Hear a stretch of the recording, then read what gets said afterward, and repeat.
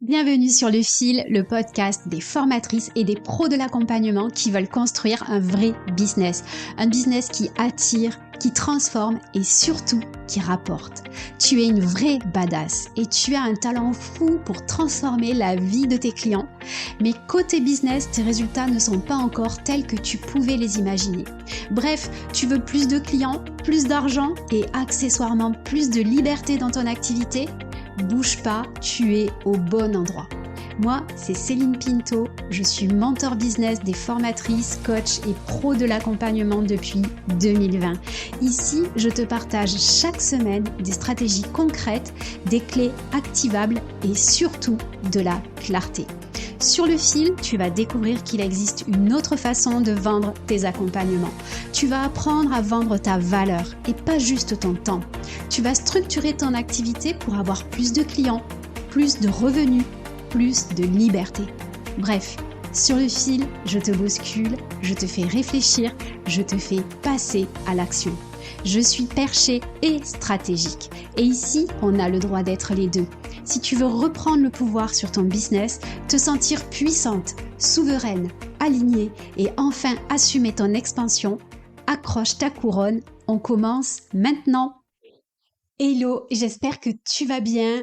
Aujourd'hui, je te propose un épisode un petit peu dev perso. Je vais te raconter encore ma vie. Et surtout, cet épisode, il a la vocation de vouloir t'inspirer et te faire passer à l'action. On est toujours en janvier, à l'heure où j'enregistre cet épisode, à l'heure où il sera diffusé.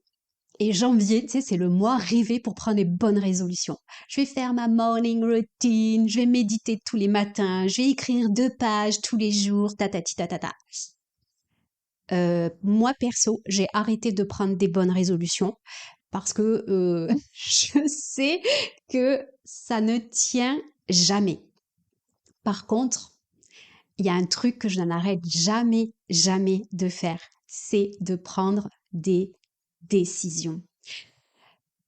Aujourd'hui, je vais te parler de ce pouvoir que tu as en tant qu'entrepreneur, en tant que femme, en tant que mère, en tant que tout ce que tu veux. C'est ce pouvoir de prendre des décisions. Décider, c'est le truc le plus sous-coté et le plus surpuissant qui est dans ta boîte à outils en fait de ton business, de ta vie. Et clairement, cet épisode, il a la vocation, l'intention de te faire prendre une décision.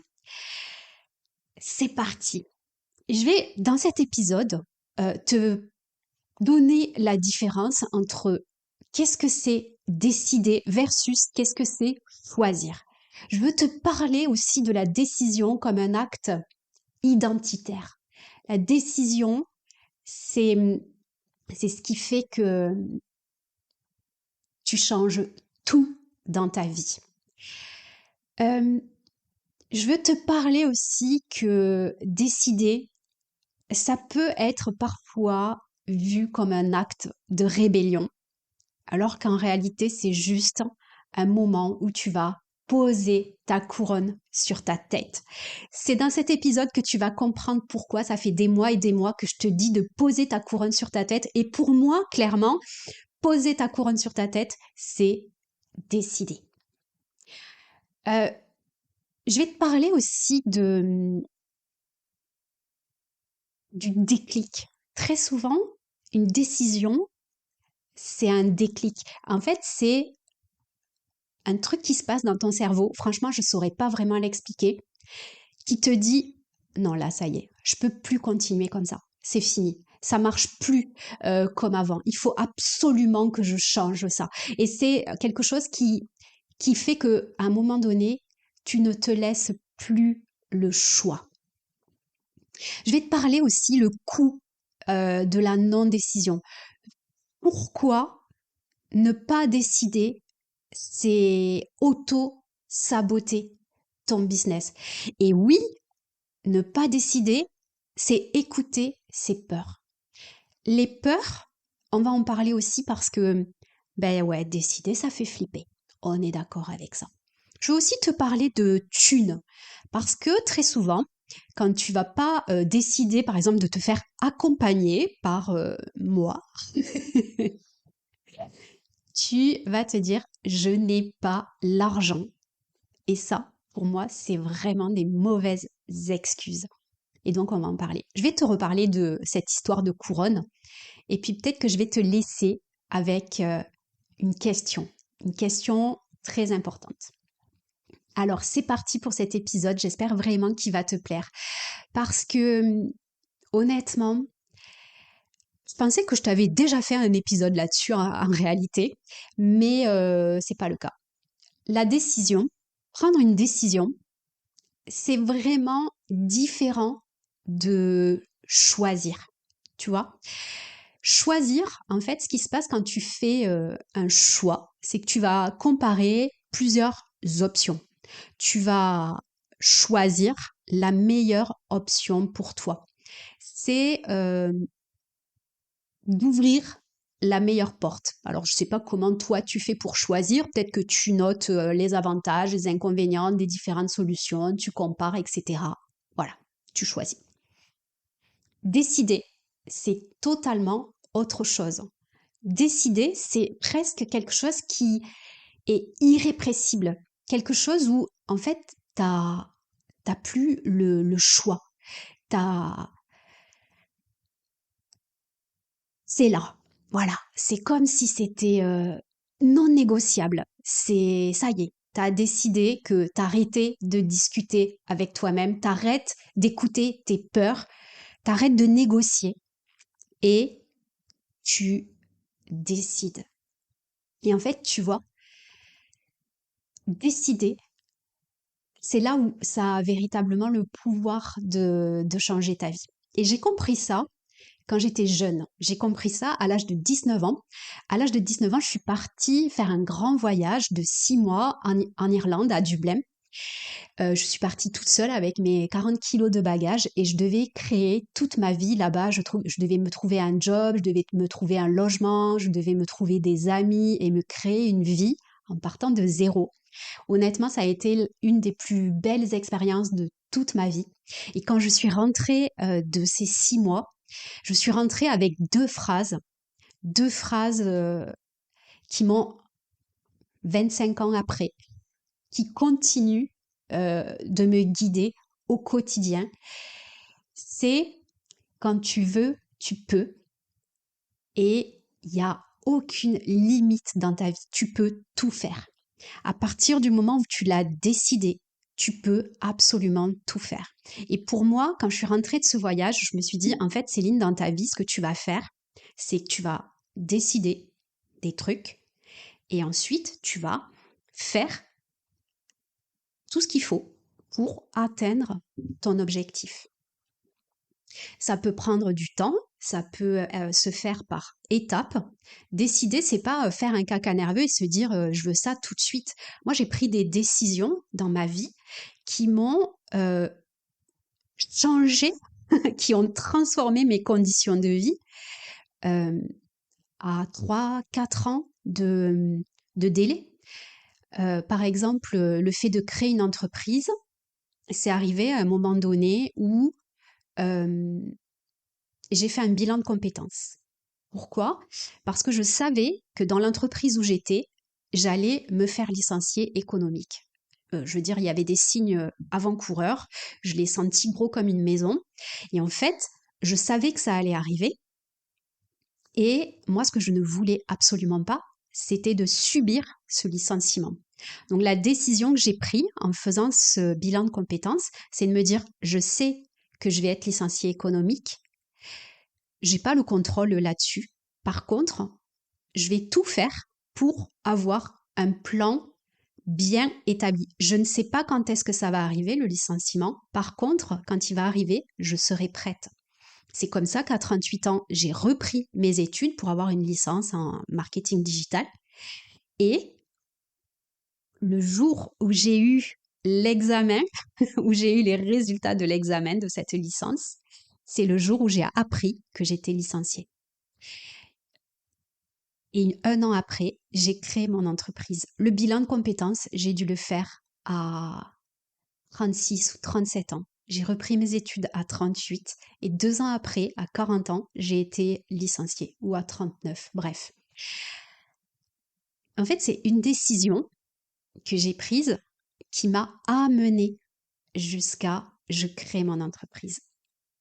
Et tu vois, cette décision, elle a véritablement transformé ma vie, elle a transformé celle que je suis aujourd'hui et c'est un acte identitaire. La dernière grosse décision que j'ai prise, c'était il y a 3 ans maintenant, c'est quand j'ai décidé que non seulement je voulais plus faire de la sous-traitance, je voulais plus travailler pour des écoles. Encore une fois, j'ai encore des écoles, mais très très peu dans mon activité. Comme ça, je veux que ce soit clair pour toi. J'ai pas totalement arrêté, mais en tout cas, j'ai arrêté 70%, je pense, des écoles avec qui je bossais. Donc j'ai pris cette décision et petit à petit j'ai arrêté. Évidemment, j'ai pas décidé, j'ai pas lâché les écoles avec qui je bossais du jour au lendemain, mais par contre j'ai posé les actions. Évidemment, décider d'arrêter 60% de mon chiffre d'affaires, c'était forcément lié au fait que derrière, j'allais aussi trouver le moyen de vivre de mon activité sans ça. La deuxième solution aussi, la deuxième décision, pardon, c'est quand j'ai décidé que non seulement j'allais vendre mes propres formations, mais qu'en plus, je ne passerai plus par Calliope, le CPF, etc. Pour x, y raison, je pense que j'ai un épisode qui en parle, donc je ne vais pas épiloguer là-dessus, mais ça aussi, tu vois, ça a été une décision forte, parce qu'à un moment donné, je me suis dit, donc j'arrête la sous-traitance, je crée mes propres programmes, et ces programmes-là, les gens, ils vont payer pour les acheter, tu vois. Cette décision-là, c'est mon identité d'entrepreneur aujourd'hui. C'est le message que je veux faire passer aux gens qui m'écoutent, aux gens avec qui j'ai envie de travailler. C'est devenu un acte identitaire. Et ça, c'est puissant. C'est puissant parce que ça fait ce que tu es. Et là, je te parle vraiment dans le business parce que j'ai pas envie de parler du côté perso parce que tu es bien plus que ton business, tu es bien plus que des décisions, etc. dans ta vie perso. Et ça, c'est un vrai sujet. Et d'ailleurs, je voudrais faire un disclaimer dans cet épisode parce que je vais beaucoup parler de quand tu veux, tu peux faire tout ce que tu veux dans ta vie. Mais je veux pas que tu crois que je pense que ce que je dis s'applique à tout le monde. Parce que dans la vie, il y a des aléas, des choses que tu ne peux pas contrôler, de la maladie, des problèmes peut-être mentaux, des difficultés, j'en sais rien, des TDAH, des HPI, des situations de handicap peut-être visibles ou invisibles, ou même des aléas, des choses qui te voilà, un burn-out, un problème familial, etc. Et ben ça peut remettre à plus tard. Ça peut faire que dans ta vie, les décisions que tu vas prendre, eh ben, ça va être beaucoup plus dur de les assumer, beaucoup plus long aussi de pouvoir atteindre tes objectifs. Et je veux vraiment dans cet épisode que tu saches que à aucun moment je veux donner des leçons de quand tu veux, tu peux. Parce que sincèrement, ça me saoule ce genre de discours, même si c'est le discours que je vais faire aujourd'hui, parce que j'ai envie de t'inspirer ça. Mais je veux aussi que tu saches que parfois, ok, on contrôle pas tout. Et en fait, c'est ok aussi. Et je peux pas te dire, ben, euh, vas-y, si tu veux perdre du poids, arrête de manger, fais du sport. Alors que tu as des problèmes de thyroïde, des problèmes hormonaux ou j'en sais trop rien.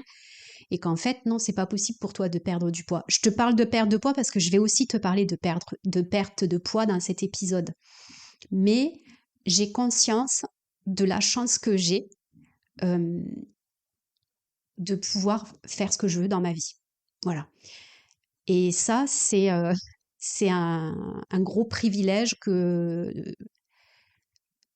j'en suis consciente. Et donc, toi qui m'écoutes, j'espère simplement que cet épisode, il va t'inspirer.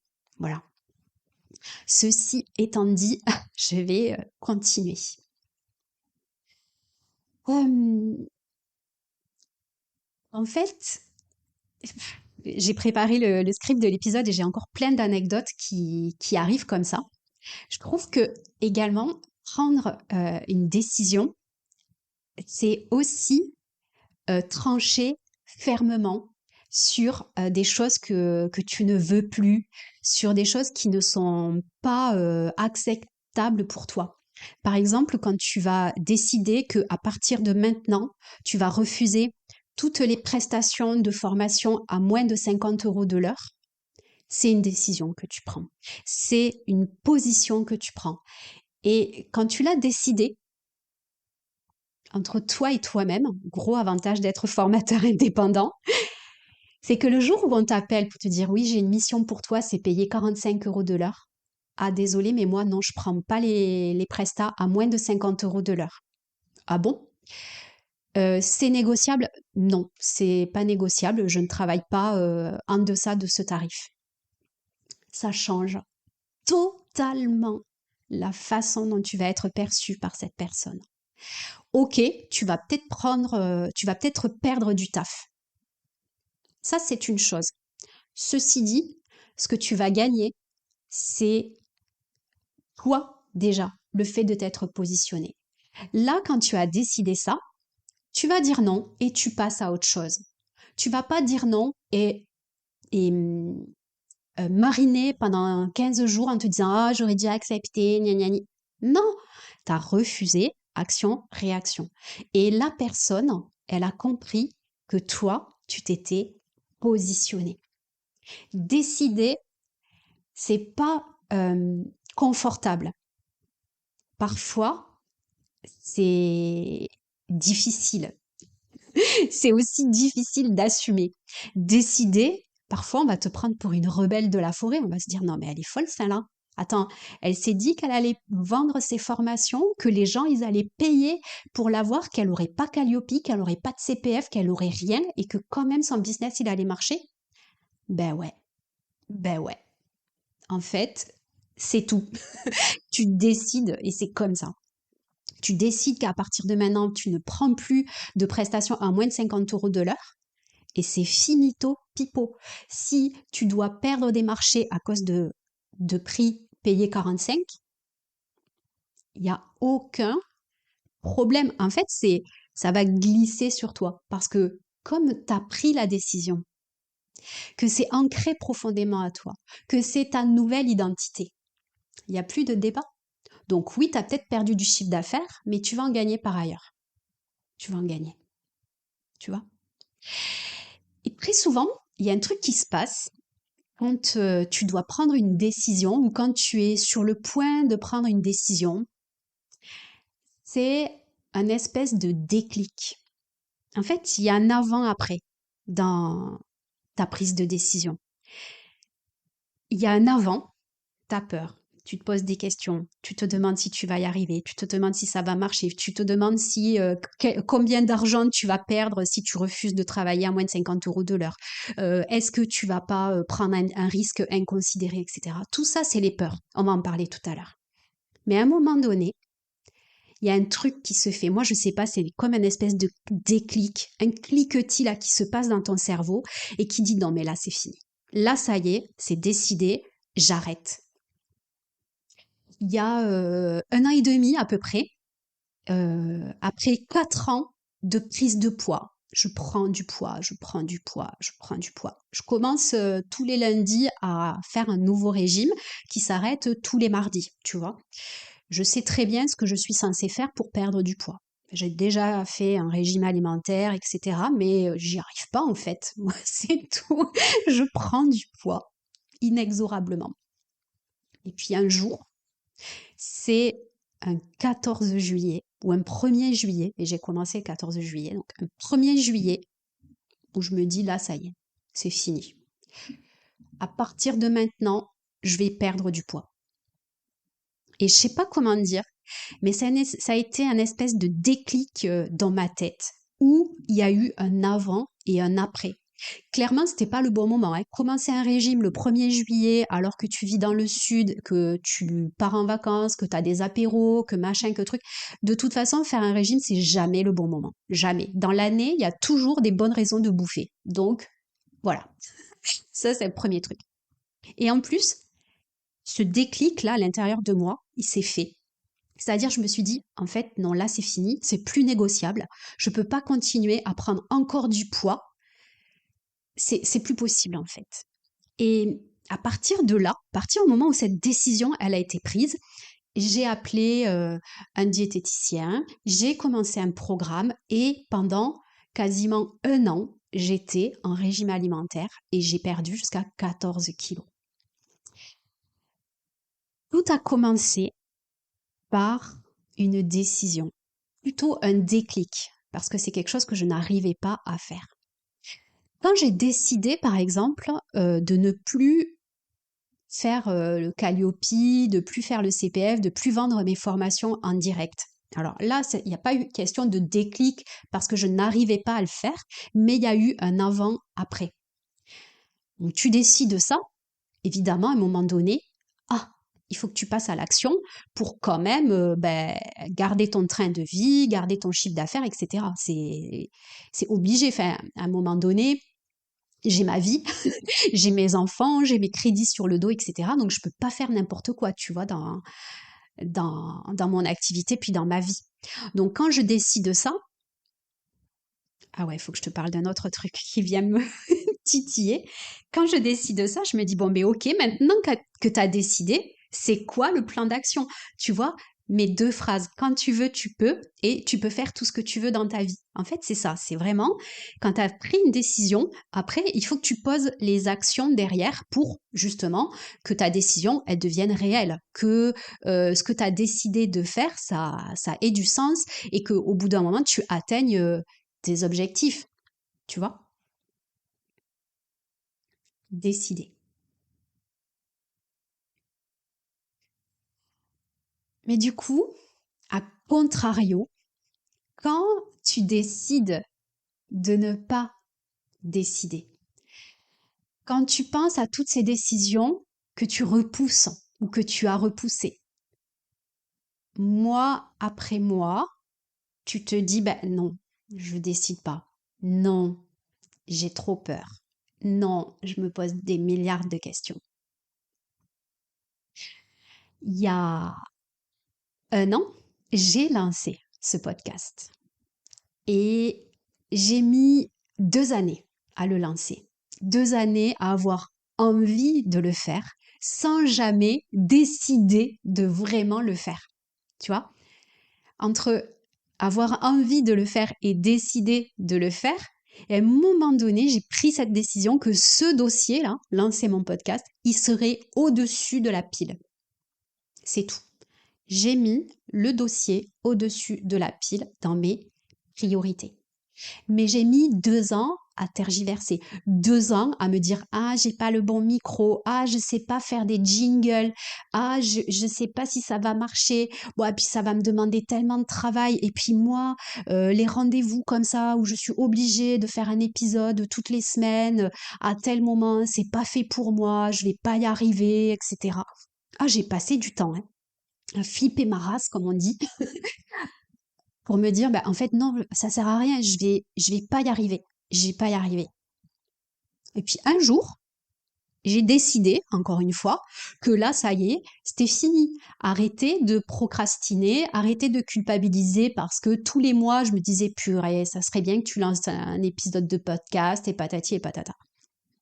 En fait, non, ça y est. J'ai dit, bah, là, j'y vais, je me lance. J'ai pris le dossier, j'ai pris du temps dans mon agenda, parce que parfois, il faut aussi savoir créer l'espace pour faire exister tes décisions.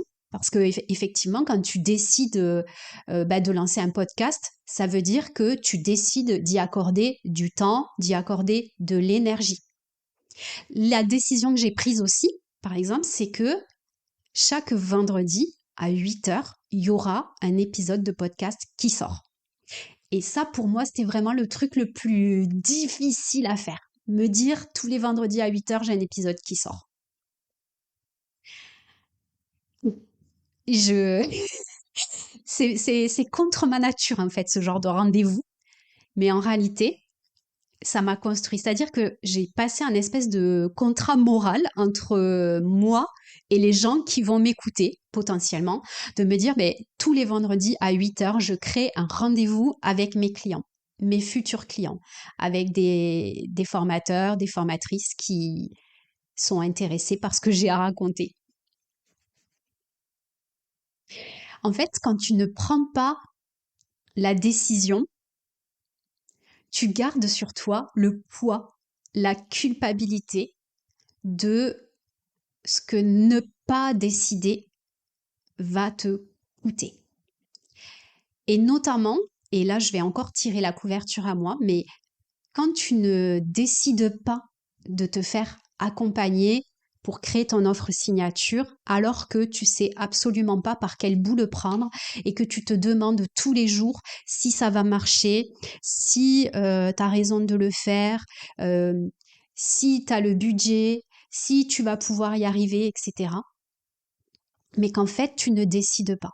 Et que bah, tu continues de travailler pour ce prestataire qui te paye pas assez cher. Tu continues de te fatiguer avec des offres qui te conviennent pas, qui ne sont pas assez rentables. Tu continues de bricoler avec les opportunités qui passent comme ça. Tu continues de te dire, ben ouais, moi, je communique pas sur les réseaux, mais ça me va. J'ai 3 clients avec qui je bosse en sous-traitance, ça me va. C'est pas foufou, je suis fatiguée, j'en ai marre d'être maltraitée, je suis payée pas trop, pas assez, et en plus ils me payent tard. Mais c'est ok. Sauf qu'en fait, à un moment donné, il y a un truc qui se passe et tu te dis, mais non, en fait, non, ça va pas. C'est, je peux pas continuer comme ça. Parce que non seulement le jour où je perds ce contrat avec tel organisme de formation, je vais avancer qu'à 3 jambes dans mon activité et là, ça va faire mal. Mais en plus, je bosse pas pour moi quand je fais ça. J'ai pas ma couronne sur ma tête. Je fais pas ce que je veux. Est-ce que t'as vraiment créé ton entreprise pour ça? Pour devenir à nouveau salarié d'un organisme de formation qui te paye ce qu'il veut, au moment où il veut, qui te donne des prestats ou pas en fonction de critères que tu connais pas forcément. En fait, à un moment donné, c'est de dire non. Là, j'y vais, je vais le faire. Et je vais le faire bien. Du coup, je vais décider de me faire accompagner. Oui, j'ai peur. J'ai peur que cet accompagnement il soit pas à la hauteur. J'ai peur de pas y arriver. J'ai peur de pas trouver ce que j'ai voulu chercher. J'ai peur de pas pouvoir passer à l'action.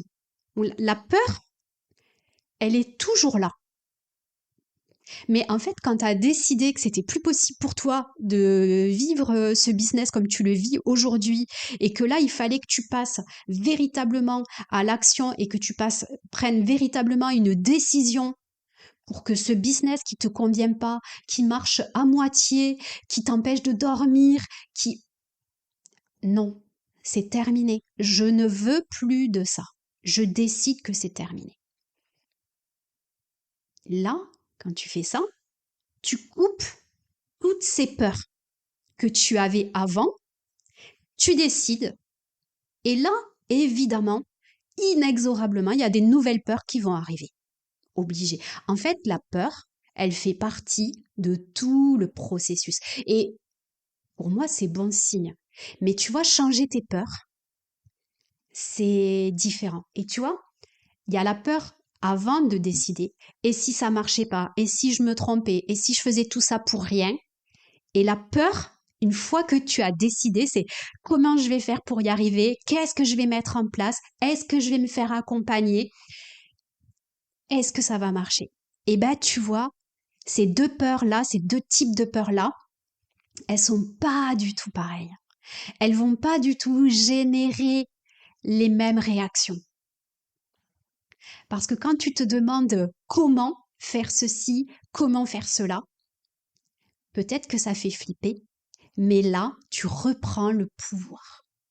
Tant que tu te demandes est-ce que ça va marcher, est-ce que si, est-ce que mi, là tu vas faire appel à ta boule de cristal. Peut-être que tu vas parler des heures avec ChatGPT pour qu'il te donne les avantages à choisir, les inconvénients, nanani, est-ce que j'y vais, est-ce que j'y vais pas, oui mais non, mais tu m'avais dit que, blablabla, blablabla.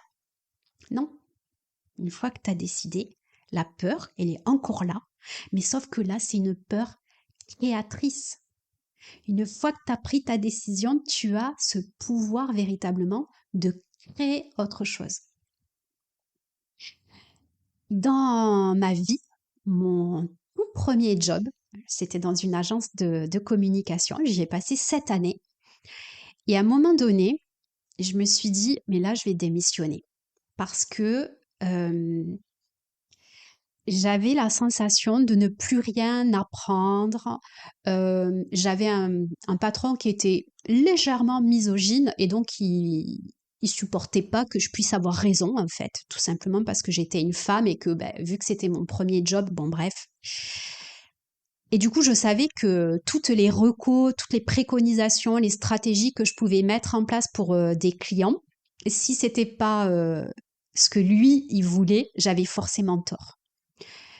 Et en fait, pour moi, c'était inacceptable. C'était inacceptable de me dire que mon seul biais pour évoluer, il n'existait plus parce que, en fait, de ma condition de femme soi-disant débutante et de ce gars qui était mon patron, j'aurais forcément tort tout le temps. Et ça, pour moi, c'était pas possible, en fait. Voilà, c'est tout. Et du coup, qu'est-ce que j'ai fait? J'ai décidé de poser ma démission. C'est-à-dire que j'ai même pas demandé une rupture conventionnelle. En fait, j'ai décidé de partir. J'ai cherché un nouveau job. J'ai trouvé un nouveau job qui n'a pas duré longtemps, mais il m'a juste permis de prendre cette décision, tu vois. Et puis quand je suis allée voir mon patron et son associé dans leur bureau, je leur ai dit, ben voilà, je me casse. Je démissionne. Non, mais là, mais je te jure, c'était, tu sais, cette pub du gars qui gagne au loto et qui va voir son patron et qui fait au revoir, président. Ben moi, j'étais vraiment dans cette situation-là. Mais c'était tellement satisfaisant. Et donc, j'ai décidé de démissionner. Tu sais ce qui s'est passé? Ils m'ont demandé une semaine de réflexion. Je ne sais pas pourquoi, parce que moi, j'avais déjà réfléchi, donc je voulais déjà partir. Et au bout d'une semaine, ils m'ont dit, bon, ok, Céline, écoute, ce qu'on va faire, c'est qu'on va t'augmenter de 20%, comme ça, tu vas rester. Et là, dans ma tête, je me suis dit, donc, en fait, ça fait 7 ans que tu me prends pour une conne et que tu me sous-payes 20% de ce que je mérite. Ben, écoute, non. En fait, je vais quand même partir. Voilà. Et tu vois, des décisions comme ça, j'en ai pris plein dans ma vie et c'est vraiment des décisions, mais qui ont tout changé. Hein. Décider de quitter ton premier job pour partir dans une autre entreprise, bon, ça s'est mal passé, etc. Et en fait, ça a eu plein d'effets en chaîne, des effets de ricochet. Et évidemment, quand tu décides de démissionner pour une autre boîte, tu flippes. Hein. Je dis pas que tu as peur, que tu n'as plus peur. Ça, c'est faux. La peur, elle est toujours là, elle continue. Par contre, toi, tu prends le pouvoir sur ta vie. Tu poses ta couronne sur ta tête.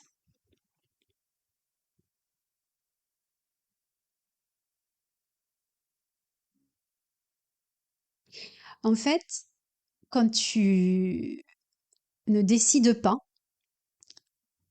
c'est tout le poids des excuses, tout le poids du manque de moyens, soi-disant, tu vois, de c'est pas le bon moment, etc., qui prennent le pas. Le truc, c'est que la non-décision, ça peut courir pendant des mois, voire des années. Et ça, je le sais parce que j'ai procrastiné pas mal de trucs. Hein. J'ai mis 4 ans avant de faire un régime et 2 ans avant de lancer un podcast. Mais j'aurais pu continuer à prendre des kilos année après année. J'aurais pu continuer de ne pas lancer ce podcast année après année. Mais à un moment donné, bim, j'ai décidé. J'ai posé ma couronne sur ma tête. Et décider, pour moi, tu vois, des fois je me dis, je suis un peu rebelle. mais c'est pas du tout de la rébellion hein, de prendre une décision. Hein. C'est pas être contre un système ou se battre. Hein. Pour moi, prendre une décision, c'est un acte de souveraineté.